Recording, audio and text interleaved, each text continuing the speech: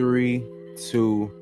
We good. We rocking. We rocking. How y'all feeling? How y'all doing, man? It's been a couple days. You feel me? It's been a couple of days, you feel me? I know I've been in school, been working, been just putting this life thing together, man. I'm in my mid-20s right now. I got a birthday coming up.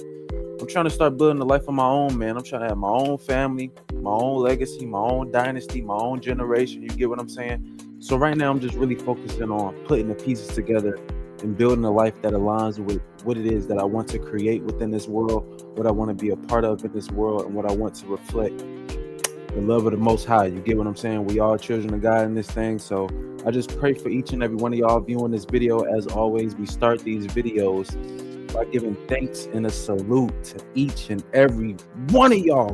Big bombs in the chat. You get what I'm saying? I wish I had a sound effect, but I'm gonna get a sound effect board soon. I got a little wish list that I'm gonna order of all the little proper podcasting tools. You get what I'm saying? The proper podcasting tools to get this thing rocking and cracking the way it need to be. I appreciate each and every one of y'all, man. The support has been beyond anything that I can imagine. You get what I'm saying? I started this journey when I was yay high, wee big. You get what I'm saying? YouTubing, skateboarding, and just creation of some form has always been my dreams. You get what I'm saying? Skateboarding I've been into since literally like daycare days. Like I remember pointing out, it was just a skateboard hanging out this display window at this shop, little lore. You get what I'm saying? There's some Yenis lore. It was a skateboard shop that we used to pass leaving daycare. And I remember I used to always point to it and be like, "Mommy, I want that. Mommy, I want that." You get what I'm saying? And finally, my friend let me have a Walmart Cars, the movie. Yes, the movie Cars. It was a Cars Walmart skateboard. A Cars skateboard. Yes, a Cars skateboard. Yes, he let me have that. And from there, it was on. You get what I'm saying? That was what? I think that was literally kindergarten. I think that was in kindergarten because it might have been second grade or kindergarten, one or the other. Because I went to another school for first grade and I think it was second grade. So second grade, shout out to my boy Eric. You don't even know the influence you had on my life by giving me that skateboard. No, it wasn't Eric. Well, yeah, it was Eric. It was Eric. Damn, my bad, Eric. I don't even know if that was you. My bad, Eric. I don't know if that was you or not. But shout out to whoever gave me that damn skateboard. But that's neither here nor there. As always, it's just a salute to each and every one of y'all. I fuck with y'all. I love y'all. I appreciate what we building over here. I appreciate all y'all support, whether you like, comment, subscribe, hate it, love it, neutral, whatever it is. I appreciate it. Now, straight into the beeswax. You get what I'm saying? Straight into that business. Day 26 Q interview.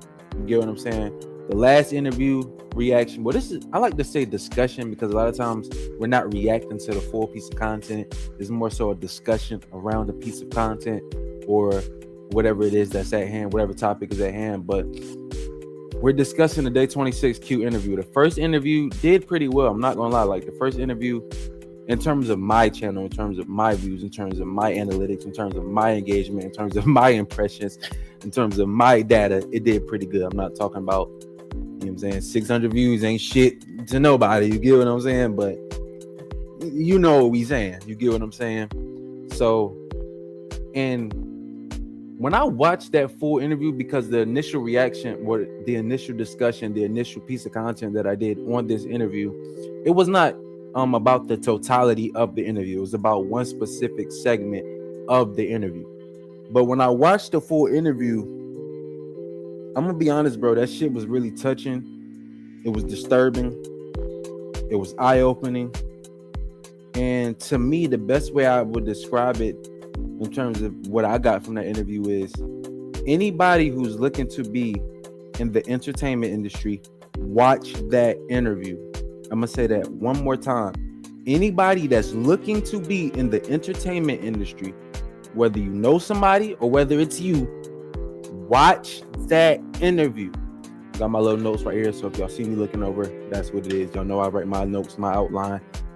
Just don't want to get too far off topic. Don't want to make too much of a left-right turn. You know what I'm saying? Want to stay on point. Now, if you, like I said, if you or anyone you know wants to be a part of the industry, at an elite level, in the 1% circles, in the quiet fraternities, in the brotherhood, whether it's acting, modeling, music, film, even theater. You get what I'm saying? I'm sure there's the dark side of theater. this is a very, very, very important interview to watch because it is a first-hand testimony, not assumptions, not contextual, not what anyone thinks or what they heard. You get what I'm saying? There's no sort or form of assuming based on just conspiring theories. This is not a conspiracy. This is not a conspiracy theory. This is not just a theory. This is a first-hand account from the horse's mouth of what actually takes place within the nature of this industry. You get what I'm saying? And this is a very important interview to watch. We're going to jump into this specific segment. This is a specific segment that when I was watching, it was very touching. As someone who's an artist, you can go on my channel, go through my music. Anyone who knows or doesn't know, on SoundCloud, or my previous artist name was ATM Fetty. ATM Fetty. I have hundreds of thousands of plays. I was a part of songs with 60,000, 80,000, 70,000, 90,000, did shows, music videos, all of the sorts. I would say in terms of SoundCloud, I was a buzzing underground artist from about 2016 to 2019. I completely wanted to reinvent myself because I feel like what it is that I was aligning with was not something that represented and reflected the true nature of my spirit. You get what I'm saying? So that's why I talked about in my artistic representation video, which I bring up all the time because it's so damn important. There needs to be a scientific study on artistic representation and how art literally will manifest itself through the life of the artist. I'm gonna say that again, how art, and if you are not intentional and purposeful and conscious about what it is you represent within your art, it will literally manifest itself and consume you. So if you just to use a very simple example, and then we're gonna jump into this video. I know I've been yippity yapping. It is what it is. It's a discussion, not a reaction. You feel me? Let me stop. But you get what I'm saying? Just to use a very simple example of that. If you're an artist that you never done any sort of substance, you never smoked, drink, nothing, but in your music you're talking about drinking a fifth of Henny, I'm popping a pill, I'm smoking the gas, these are more than likely in some way, shape, or form, there's going to be a manifestation of opportunities through you or through what it is that you're surrounded by, that you're going to start drinking, you're going to start popping pills, you're going to start smoking that za. And how I know is because in earlier music and earlier artistic creations and earlier, let's just say, testimonies through art that I created on beats and through lyrical rhythms and instruments and instrumentals, I talked about doing things that I did not do. I have a song, Glocktober. You can search that up, ATM Fetty. When you search up ATM Fetty, that's going to be one of the first songs that pop up. Got 100,000, 90,000, 80,000 plays, however many plays it got. I talk about, what I say? Pill, feel my, I said some shit like pill in my body, it feel my body, or some shit. I said something about a pill, goddamn kicking and getting jiggy. You get what I'm saying? I said something about a jigger getting jiggy. Next thing, I never taken a pill at that point. 3 years later, I'm dealing with substance abuse issues with that same jigger I was talking about getting jiggy with before I even ever got jiggy. Before I even ever touched seen a damn jigger, I'm talking about doing jiggers and now I'm getting jiggy. That's how real this shit is, my nigga. I'm telling y'all, bro. Artistic representation matters. I'm not cutting none of this. I don't give a fuck if you just ready to get to the video. I don't give a fuck if you like, goddamn, stop yapping. Let's get to it. This is a discussion. I'm gonna keep saying that so y'all don't get it confused. I'm gonna put that in the title. Goddamn crease in that bit, but I need an iron. It's a discussion. You get what I'm saying? Unfiltered, uncut, raw, straight from the heart. That's why I pride myself on. That's why my is unique perspective, because I like to give unique perspectives, unfiltered, uncut, straight from the heart. I am gonna start doing edited videos, but until then, my nigga, rock out. You know what I'm saying? We started with the raw message too. We here now. You get what I'm saying? Let's jump into the video, man. It's a date drink. It's like green. Let me hit the music. I want the music be playing while the video playing.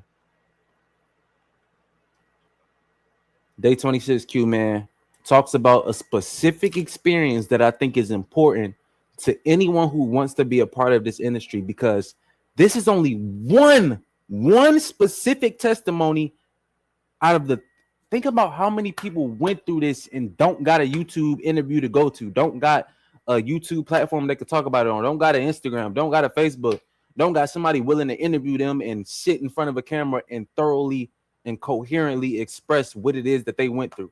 How many people lost at the bottom of the fucking sea due to chasing their dreams? That's what's so hurtful about all of this, my nigga. All of this started from an innocent idea of, man, I can see you singing in your front room to your favorite song, singing in the shower, producing beats in your bedroom, engineering for your homies that rap, freestyling at the lunch table. All this starts from an innocent dream. And you meet devils, you meet demons, you meet people portraying to hold the kings of the kingdom, but really is false gods and idols telling you, I can make your dreams come true. You sign on this dotted line, I can let you through these gates. That's why we call them gatekeepers. And you can have everything you ever wished for. All you need to do is sign over the rights to your name, your likeness, your image, your character, your vessel, your voice, and everything that you represent. You ain't signing over your soul. It's never selling your soul. You selling your vessel. You selling your voice. You selling your name. You selling your likeness. You selling your image. You selling your character. And that's what we're getting into with this video.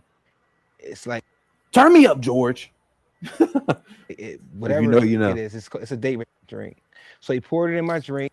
For those who don't know, he's talking about an experience with the stylist of Diddy doing some very foul things to him. Let's get into it. This happens every day within this industry. Acid is a date drink. What happened with acid was acid is a date drink. It's like green. It's like whatever the fuck it is. It's a date drink. So he poured it in my drink. I innocently drunk it. Go, drunk the shit. You know what I'm saying? I'm feeling good. I go to the event. When I get to the event, I don't feel right, man. Like I'm like feeling like woozy, and I start like spinning, and because I can't handle these heavy drugs, whatever the case. My body doesn't handle it well. I started spinning, got serious, and next thing you know, he makes a signal to get me. The stylist makes a signal to get me out the event club. I blank out. So Asif enters the room. Asif. I'm gonna search this up in the background. Asif. Nothing pops up. I don't know. Maybe maybe that's just something that was on the bottle. Maybe that was just a word that he specifically remembers that identifies what it may have been. You know, there's so many different substances. Sorry, y'all. There's so many different chemicals, so many different substances that isn't even known publicly that these people within these very specific elite industries can get access to, that you wouldn't even know the fucking name of. Think about what it is that Diddy can get access to. Anybody associated with Diddy, anybody in the camp of Diddy, because this is specifically one of Diddy's stylists. You get what I'm saying? Diddy's stylist. Regardless, he's someone in Diddy's camp. Go back to the last video and you'll see why. I just don't even want to. I don't even want to go no further on that. We already talked about how I feel about that nigga. So someone brings in a drink and it's bubbly, seen something green, acid, but he just thinking it's just liquor. You get what I'm saying? Got some bubbly ass liquor, but hey, maybe y'all just got some special edition shit I ain't never heard of. Feel me? We finna get lit, because he does take self accountability, just like in the last video he talked about. Yeah, I've done MDMA, I've done ecstasy with Diddy before, but it wasn't the experience that it was when he gave me this red pill and called it ecstasy. Because of our previous experiences, I gave him that trust. I gave him that benefit of the doubt. but it wasn't that same experience. So the substance could not have been the same because we done this before. If you roll with someone to the store before, you know how they drive. But if one day you get in the car with them and they might swerve in that corner, whoa, like, bro, this ain't what the fuck. You good? We done roll, but you done took me to the store before. You won't swerve and been in that corner, whoa. So what's going on? It was different. So he does take accountability, and that's where I have to give him the benefit of the doubt because he's not trying to cover, hide, or displace his own responsibility in what happened. So they bring in the drink, he drinks it. Next thing you know, I wake up and I'm naked in the stylist's bed, holding myself like this, stuck like this, as if a snake had bitten me and I was unconscious and paralyzed. I couldn't move. So I couldn't speak. So he was verbally assaulting me. Not verbally, verbally and aggressively, excuse me, verbally and aggressively assaulting me. He's telling me, shut the fuck up, and saying all this crazy shit. And I was saying, please stop. I was mumbling the shit, like, please stop, while I was holding myself. And then it just got, I don't want to go into the details of what the assault really, what took place, man, but it was very aggressive and it was painful, bruh. And I've never felt like pain like that in my life. Like I was taken advantage of, and I feel like. This is why I stopped shopping on Amazon, and you should too. Don't spend another dime on Amazon until you watch this first. So he took a substance.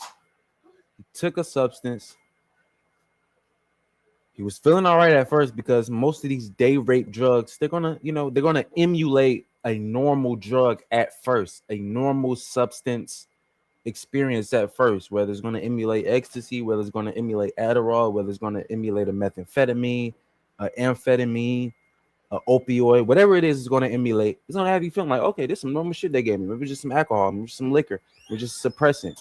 But no, it's going to have adverse effects that is going to block and cloud large segments of your memory. That's why usually when you hear about people taking things and getting laced in here and having day rape experiences, is a blackout. There's usually I took it, then I woke up. I took it, blacked out, I woke up here. I took it, then all of a sudden I end up here. You get what I'm saying? That's why that experience is so common. Whether it's something you smoke, something you drink, something you pop. You get what I'm saying? So I took it, I was feeling this way, woke up. You get what I'm saying? Because there's going to be this large, that's why date rape drugs are used the way they are, because those specific chemicals, those specific substances will cause a lapse in consciousness. This shit is sad, bro. This shit is sad. That's why I wanted to react to this. This shit is sad. And this is a warning to all people within that industry who want to be a part of the industry and is willing to give themselves to achieve their dream, bro. If I had a gun, I would have shot him in his fucking head. If I could reach that gun from being stuck like this. You know what I'm saying? And fast forward the next day, I still was under the influence. That's when I got out of the house and went to New York City where Dawn was at, because she was in there for Fashion Week too. And I told her what the stylist had did to me, that he assaulted me. This part right here is also just as hurtful. Imagine going through that and you try to tell someone, and this is what you go through after telling someone that. Like, imagine how helpless, how hopeless, how doomed you gonna feel. Just really listen to this. And I needed help. I just needed help. I didn't know what to do. And she went with me over to his house. We went back to Harlem, went to his house, confronted him. He tried to play like the shit was consensual. So me and him about to fight and argue. I'm like, yo, what the you saying this was consensual, nigga? You ain't telling that you poured that shit in my drink? So I'm like going crazy. We arguing. We get out of her house. We go back to Rochester. We're talking to my parents. And Dawn's like, oh, Q's gay. And my mother asked me, she was like, Q, are you gay? I was like, Mom, no. I said, Mom, this man assaulted me and took advantage of me. I said I did not have consensual sex with him. And Dawn didn't believe me still. And she went, that's kind of like the time we had broke up. And she went, I know when we, next time I saw her, she was on the radio talking to Sway or something, saying that I cheated on her. And she started telling people, you know how this is what I mean behind the scenes. You know how you could talk on the radio and not say something live, but then behind the scenes, when the radio cut off, we having a conversation like, oh yeah, you know what I'm saying, spilling all kind of tea and shit. That's what I'm saying behind the scenes.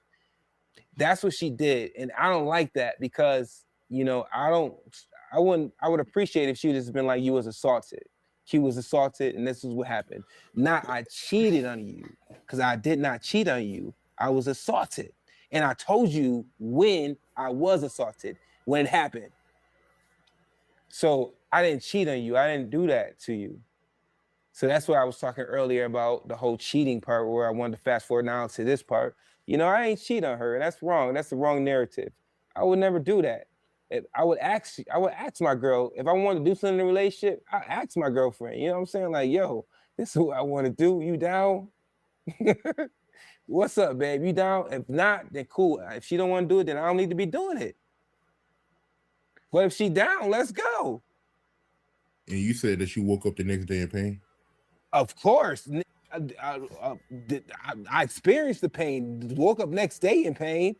I was getting in pain, telling the to stop. And I know kind of. That's the main part of this interview that I wanted to react to. I'm gonna be honest. I done said everything there is that need to be said. This is the shit you want to achieve your dreams. You want to become that next big nigga. You want to have all the cars, the clothes, everything materialistically that only money can buy. If you want all that, this is what you possibly have to go through. Drinking a bubbly acid drink, waking up stuck, getting fucked. You tell somebody and they call you gay on the radio. Just first of all, before we even say, oh, he's lying, he's making this up, we don't fucking know. I don't go on the internet to accuse people of lying. This is a social representation platform. So if you come up here and you say, this is what happened, I have no choice but to even do my due diligence and go through the facts that I'm able to access, or give you the benefit of the doubt, because this is all we have to go off of. I'm not willing to sit here and say he's lying before anything. Now, obviously, there's a narrative versus truth aspect here that I talked about in the Ty Lil video. But just really think about this. Why would a man lie about this when we know the type of character that the person that he's accusing of is associated with? If we know the dealings that they're associated with, if we know the testimonies that multiple people have given over decades, and then he comes forward with his experience, someone we can validate and 100% prove was at least in his inner circle. There's videos of this. There's videos from the Hamptons, even, that the situation he was talking about in the last video. With all those things that can validate that, okay, there's some form of truth, I'm not going to immediately jump to, oh, he's lying, just to defend the nature of Diddy. I'm not doing that. I'm just not. Now, with that being said, why would a grown-ass man put themselves in a position like that to lie about something like that? Like, yeah, I drank a drink and I became helpless and got taken advantage of. A grown-ass man. Yeah, that's me. Feel sorry for me. Why? There's people who've been through that for real, and they're too embarrassed to even speak about it because of what they feel the backlash would be, even though they're real victims and they're validated in their experiences and the trauma that the lifetime of trauma that those experiences cause. Like, he talks about getting a shot every month just to literally stay emotionally stable, just to literally not go PSTD crazy, schizophrenia crazy, based on the traumatic experiences he went through. He has to get a shot every month. Do you got to get a shot every month for your anxiety? Do you got to get a shot every month for your PTSD? Do you got to get a shot every month to literally not go crazy and lose your mind? That's what it is that he went through. This interview was so eye-opening in terms of the nature of this industry and why so many people go fucking crazy. Why so many people have to turn to unfathomable, copious amounts of drugs just to stay leveled, just to not lose their fucking mind. I need the whole pound of weed and the whole ounce of coke, whole kilo. I need all the beans. I need all the oxys. I need all the perks, every bottle of liquor. Because if I don't do this, I'ma fucking lose it. Having to actually realize and consume and digest what it is that I'm doing and what it is they're putting me through just to have this money, just to be worshipped, just to have a platform, just to have 1 million followers, just to be able to be on the cover magazine of Vogue, Rolling Stone, Complex. This is something we're gonna talk about when it comes to the young boy interview too. Hold up, y'all. Let me get this door. But yeah, man, regardless, I'm gonna leave a link to this interview as I always do in the description, and I'm gonna let y'all come to your own conclusion about the nature of this industry, the things that people are going through to achieve their dreams, the things that people are putting other people through just because they have the social authority, the social power, the social influence to put these people through this, thinking there's no consequence, thinking, hey, shit. First of all, when he said he confronted him and he told his girlfriend, because Dawn, the person he went there with, was his girlfriend, that it was consensual, and she went on the radio and said he was gay. I think, first of all, I mean, obviously, it came out later that she was kind of against him and kind of cheating and doing all this other foul shit. So obviously, she didn't have his benefit in the first place, his best benefit in mind in the first place. But second of all, have you ever had an intimate experience with somebody and had them come back and confront you about that? Like, how is that consensual in any way, shape, or form? Like, have you ever had a consensual intimate experience with somebody and they come back like, that wasn't consensual? What the fuck you do to me? I don't think that's consensual. Like, just by the nature of that confrontation, I don't think that is contextually consensual, just assuming based on the facts presented. Like, I don't think that's the nature of what a consensual intimacy looks like. Like, maybe I'm tripping, but usually when it's consensual, it doesn't lead to confrontation. Usually it doesn't lead to what did you do to me? Usually it doesn't lead to accusations. I mean, unless there's like let's say a manipulative motive or a manipulative agenda. Like, for example, that girl with the baseball player, I always forget their name, but she literally texted her best friend like, yo, he got this contract. Her girlfriend texted her like, yeah, make sure you secure the bag. She like, yeah, I'm gonna say he assaulted me, this, that, and the third. So she went into a consensual intimacy with the motives and agenda to say that it wasn't consensual. This is kind of the opposite. It's like he didn't want it to happen. He told somebody about it that he thought he could confide in, who he thought had his best interest and unconditional love for him. And they went to the person. He was like, yeah, it was consensual. And now you getting exposed on the radio, even though you confronted them because it was a traumatic. This is the nature of that industry, bro. This is what you want to be a singer. You want to be a ribbity rapper. This is why I even slowed down when making music. Like, people used to telling me I'm talented, I'm a blow, this, that, and third. That shit used to scare me. Like, I ain't trying to blow. Low key, I'm not trying to blow. Like, I just love the literal creation process. I love hearing instruments. I love lyricism. I love putting lyrics and instruments together to create the format of what we know as a song. I love symphonies. I love harmony. Like, I love harmony. I love all of that. But I don't love that industry. I don't love what it takes to make money off of your voice.